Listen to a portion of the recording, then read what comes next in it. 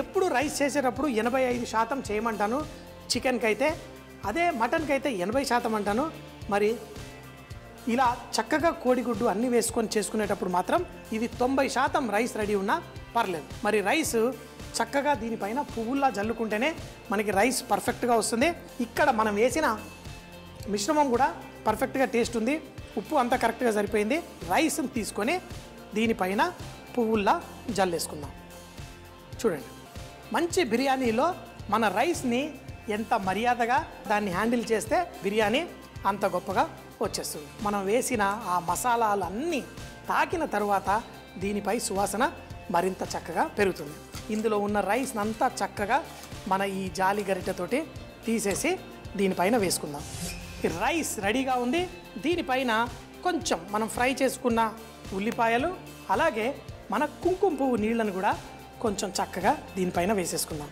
వేసి మరి కొంచెం అంత నెయ్యి దీనిపైన మనం వేసామనుకోండి, ఈ వేడికి ఇట్లాగే మెల్ట్ అయిపోతుంది. కొంచెం వేసేద్దాం. వేసిన తరువాత దానికి పిండి పెట్టేసి సీల్ చేద్దాం. ఏదైతే పిండి ఉందో దీన్ని సన్నగా చేసి, ఎందుకంటే ఈ మూతకి కొంచెం పెట్టినా సరిపోతుంది. ఇలా కొంచెం అంతా పెట్టేసి తర్వాత దీన్ని చక్కగా సీల్ చేసేద్దాం. ఇప్పుడు మధ్యలో ఏదైనా గాలి పోవడానికి చిల్లుంటే దాన్ని కూడా చక్కగా సీల్ చేసేసి ఈ మూతని చక్కగా దీనిపైన ఇలా పెట్టి ఇప్పుడు స్టవ్ ఆన్ చేసేసుకుందాం.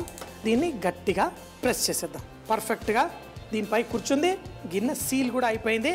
మొట్టమొదటిగా ఒక 5 నిమిషాలు ఎక్కువ మంటలో, తర్వాత ఒక 15 నిమిషాలు తక్కువ మంటలో, 20 నిమిషాలు అయితే సరిపోతుంది. మన బిర్యానీ పర్ఫెక్ట్గా రెడీ అయిపోతుంది. మన బిర్యానీ రెడీ అయిపోయింది. దీనికోసం రైతా తయారు చేసుకుందాం. రైతా కోసం పెరుగు తీసుకొని దాంట్లో చిటికెడంతా ఉప్పు వేసేసి విస్క్ తీసుకొని చక్కగా ఇలా విస్క్ చేసేసుకుందాం. దీంట్లో కొంచెం కారపొడి, అలాగే కొంతమంది చాలా ఇష్టపడతారు నిమ్మరసం కూడా రైతాలో వేసి చేసుకుంటారు. ఇలా చేసుకున్నప్పుడు ఫ్రెష్గా చేసుకొని వేడిగా బిర్యానీతో పాటు వడ్డించేసుకుంటే మన ఈ రైతా పర్ఫెక్ట్గా ఉంటుంది. అయితే ఒట్టి వెల్లుల్లి పేస్ట్ వేసి బురానీ రైతా అని కూడా చేసుకుంటారు. కానీ ఈరోజు మనం దీంట్లో ఒక పచ్చిమిరపకాయ, కొంచెం ఉల్లిపాయ వేసి బూందీ రైతా చేసుకుందాం. బూందీ రైతాలో కొంచెం, అంటే ఇది కావాలంటే మీరు వేసుకోవచ్చు, లేకపోతే ఏం పర్లేదు. ఇది వద్దనుకుంటే మిరపకాయని సన్నగా కట్ చేసేసి పర్ఫెక్ట్. అలాగే ఒక సగం ఉల్లిపాయ. ఆ బూందీ ఇందులో నాని సాఫ్ట్గా ఉంటుంది. దాంతోపాటు ఈ ఉల్లిపాయ కరకరలాడుతూ భలేగా ఉంటుంది. నాకైతే ఈ బూందీ బిర్యానీ చేసుకునేటప్పుడు ఈ రైతా రెడీ చేసి జస్ట్ తినే ముందే బూందీ కలుపుకుంటే ఇష్టం. కొంతమందికి ఏమో బూందీ పర్ఫెక్ట్గా అందులో నానాలి. ఉల్లిపాయ, పచ్చిమిరపకాయ ఇందులో వేసేసుకున్నాం. చిక్కటి బూందీ రెడీ. కొన్నిసార్లు ఆ హోటళ్ళల్లో అక్కడ ఇక్కడ వెళ్తే ఆ పల్స నీళ్ళ లాంటి మజ్జిగలో దాంట్లో కొంచెం ఉల్లిపాయ అవి వేస్తారు, బాగోదు. చక్కగా చిక్కగా చేసుకుంటే పర్ఫెక్ట్. ఇప్పుడు కరకరలాడే బూందీని ఇందులో వేసుకుందాం. ఇప్పుడు దీన్ని కలిపేసుకుందాం. ఇలా చిక్కగా చేసుకుని ఈ బూందీ మరింత చిక్కగా ఉంటుంది. సూపర్గా రైతా రెడీ. ఈ లోపల స్టవ్ కట్టేసి ఒక 4 నిమిషాలు అయింది. ఈ బిర్యానీ కూడా రెడీగా ఉంది. టనా, మన బూందీ రైతా రెడీ. అమ్మా, అలాంటి వాళ్ళది నిజమైన ప్రేమ కాదు, అది వ్యామోహం. ఎగ్జాక్ట్లీ చిన్నత్త, నిజంగా ప్రేమించుకున్న వాళ్ళు అలా చేయరు. ఎంత మనసు విరిగిపోతే కన్న కూతుర్ని పట్టుకొని మా దృష్టిలో చచ్చిపోయా ఉంటుందా తల్లి?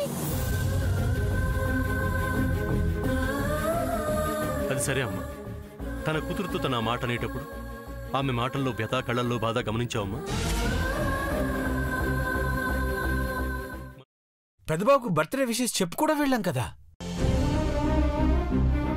ఊరికే ఎలా కాలిపోతుంది?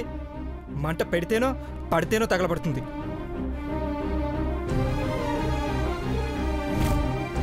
కరెక్ట్ చిన్నబాబు, నీకొచ్చినట్టే నాకు డౌట్ వచ్చింది. పార్వతే షర్టును తగలబెట్టిందనుకుంటా.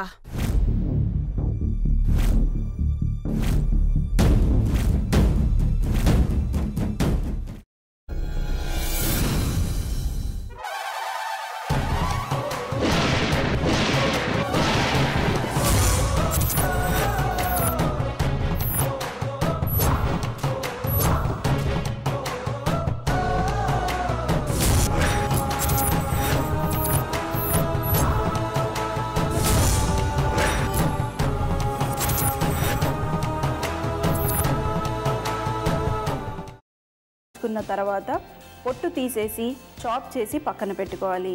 ఒక ప్యాన్లో కొద్దిగా నూనె వేడి చేసి అందులో ఆవాలు, మినప్పప్పు, శనగపప్పు, కరివేపాకు, సన్నగా తరిగి పెట్టుకున్న ఉల్లిపాయలు వేసుకుని 1 నిమిషం పాటు వేయించుకోవాలి. ఆ తర్వాత కాల్చి కట్ చేసి పెట్టుకున్న వంకాయని కూడా అందులో వేసుకుని బాగా మిక్స్ చేసి బౌల్లోకి ట్రాన్స్ఫర్ చేసుకుని అందులో తగినంత చిక్కటి పెరుగు లేదా పల్చటి పెరుగు వేసుకుని మిక్స్ చేసి అన్నంతో కానివ్వండి, చపాతీతో కానివ్వండి సర్వ్ చేసినా చాలా బాగుంటుంది.